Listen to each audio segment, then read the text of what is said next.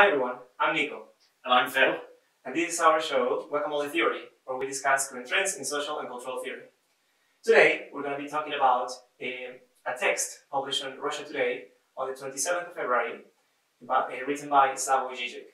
Zizek is a professor of philosophy from the University of Ljubljana in Slovenia. He's from there. One of his most known works is called The Sublime Object of Ideology, published in 1989, where he departs from a Marxist conception of ideology, in the sense of false consciousness, towards a conception of ideology influenced by psychoanalysis. I know Slavoj Zizek best from his work with Lacanian psychoanalysis. He wrote a brief introduction to Lacan.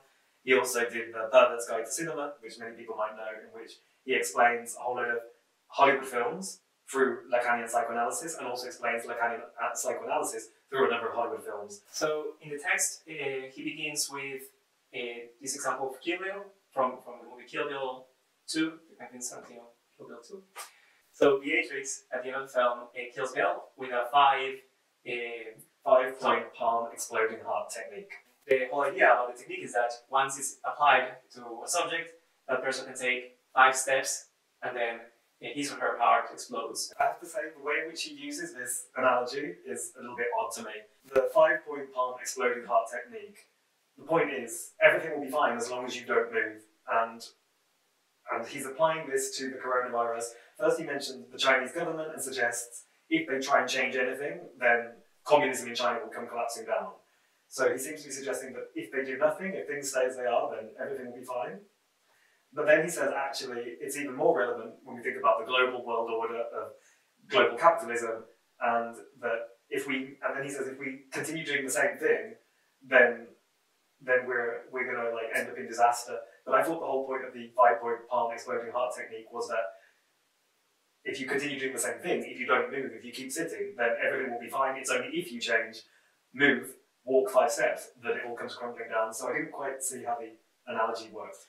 But my impression, what he's trying to say is that he compares it a bit with Gorbachev and the fall of the Soviet Union after the Chernobyl crisis. But the thing about catastrophe is actually, I think, more interesting, because he mentions Frederick Jameson and the whole idea that in order for humanity to have a utopian society where we all work together as one, then we need some kind of external threat. So catastrophe can bring people together to fight a common cause, which I think is a more interesting question, but it's also one which I have a problem with in general, because it's a trope in many films where space aliens attack and humanity unites to fight them, and we see it in Watchmen, for example.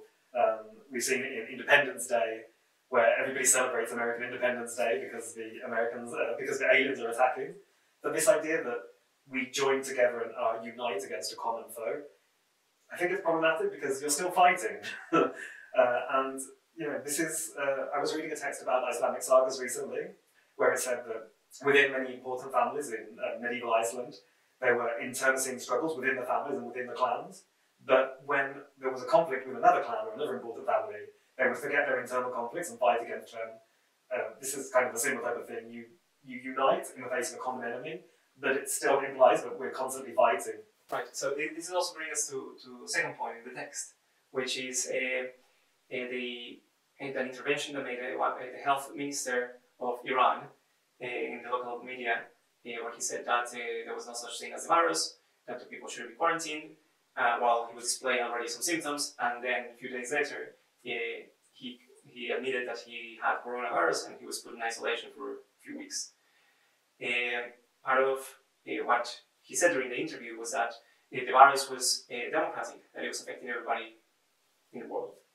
And Zizek also says that we're all in this together to a certain extent. What do you think about that? Are we all in it together? I don't think we're all in it together. It is clearly that it makes a difference whether you're rich or poor during the crisis, and whether you work for a large corporation or you work for a small business. We've seen it in terms of the isolation, so in our private sphere, in the space, how much space we have for ourselves. It's not the same if you're quarantined in a 20 million euros mansion than in a small studio apartment, or in a student apartment. The same applies for your workplace. So we've seen that the governments have stepped in to help big companies them out. While if you're working for a small company, those aids, those state subsidies are not coming in the same way. Yeah, and I mean, again, Zizek was writing in February, and we're now in May. But I mean, today I've seen news reports that there's clear evidence that coronavirus is more deadly to people of colour in the UK. That is to say, people who are from marginalised ethnic minorities and thus have, in general, kind of don't have the social privilege that certain groups have. So, I mean, these news are coming out constantly, which show clearly that if you are part of an excluded minority or a socially marginalised minority, coronavirus is statistically more deadly. It's also across the countries. There's some north-south divide into the possibilities of what they can do. So, at least in Colombia, there's no such thing as unemployment insurance that covers everyone, as it happens here in Sweden. Yeah. So of course, the effects upon people are starkly different. So I think maybe by saying democratic is that, yeah, it affects everyone, like in the sense that everybody gets to vote, but the effects are starkly different between people. I think one of the things which strikes me is that there's been people saying how coronavirus is democratic, and people who say that the coronavirus is definitely not democratic. People say it's terrible for global capitalism, but it also seems that we can't make sweeping statements like that. Coronavirus is actually very good for certain elements of global capitalism. Amazon, for example, is doing amazing business right now due to coronavirus. The gig economy, all the Deliveroo and all these services that we get on people going around on bikes and being constantly exposed to the virus. Zoom, yes. Cruise ships, not so good. So I think there's some parts of the global capitalist economy which are doing well, others which are doing badly. Of course, unemployment is extremely high, and that's bound to affect the global economy generally. But there are winners and there are losers, it seems. The next part of the text, he talks about virtual reality. So he says that the virtual is now a safe or a clean space in which we can have social interactions. This, of course, in my head just rang the bell of Mary Douglas and her argument that the concepts of dirt change across cultures. Purity and danger. To me, raises questions of how is coronavirus changing our conceptions of and practices on what we consider clean and dirty. So the handshake, or now the elbow shake, all these not touching our faces or not touching surfaces. Well, before we didn't consider this, and the same as if we see someone doing something that we don't consider appropriate anymore, then we have a reaction. Yeah, like sneezes and coughs in public spaces have taken on a whole new meaning since the beginning of the coronavirus.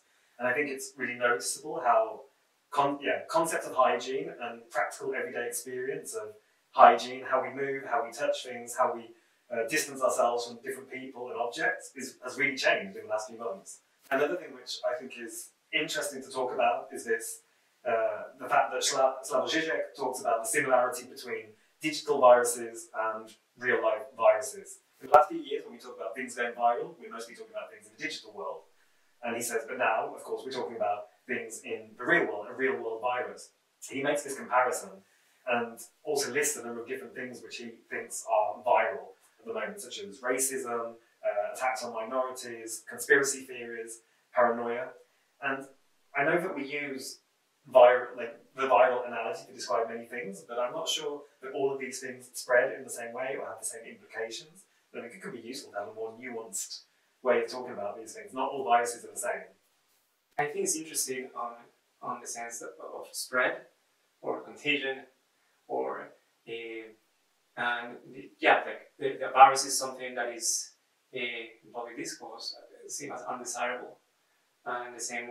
And what we see is an inversion in these values or meanings, that it goes from something that we want and desire to have to something that we don't. So I'm saying if we want our memes to go viral, but we don't want the virus to go viral. Exactly. So there are some normative conceptions there on what we want the virus to be. Yeah. The same with this idea of herd immunity that we've heard so much in the news. So we want the virus to be viral, reach herd immunity, but at the same time we don't want it to be viral with certain age groups or people that are more predisposed to get sick. Yeah, so if a conspiracy theory is like a virus, and so many conspiracy theories have been circulating in relation to coronavirus, we also mentioned in the last video. If a conspiracy theory is like a coronavirus, and if quarantine and lockdown is the way in which you fight a real virus, how can you quarantine or lock down a conspiracy theory? That is like questions about stepping into human rights, right? So the right of free association, or stopping or controlling the way people communicate, right? So then we're saying quarantine or a lockdown in terms of a conspiracy theory would be akin to shutting down people's rights of free expression, or spreading their beliefs. I think so. And I think that's thinking about social media as viral also allows us that duality to think about how rights can be restricted, and it's also reflected on the fear that through the quarantine, these states of emergency that today we've seen in several countries have been extended, can overstep into our freedoms. Yeah, of course, when we talk about global capitalism, we should also think about the political system which lies behind it, neoliberal political system, and many people have expressed worry and concern that actually lockdowns and the steps taken to respond to coronavirus have actually been favouring political totalitarianism and a closing down of people's rights. Okay. So in conclusion, having read the article, are you convinced that global capitalism will come to an end and a new communist era will begin thanks to coronavirus? No, that's not. I disagree with Zizek.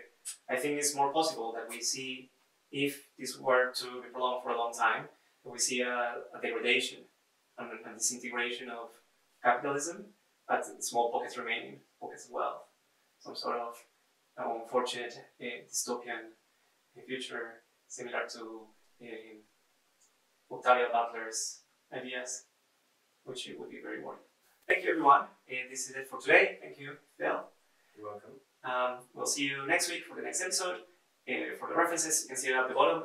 And please don't forget to subscribe.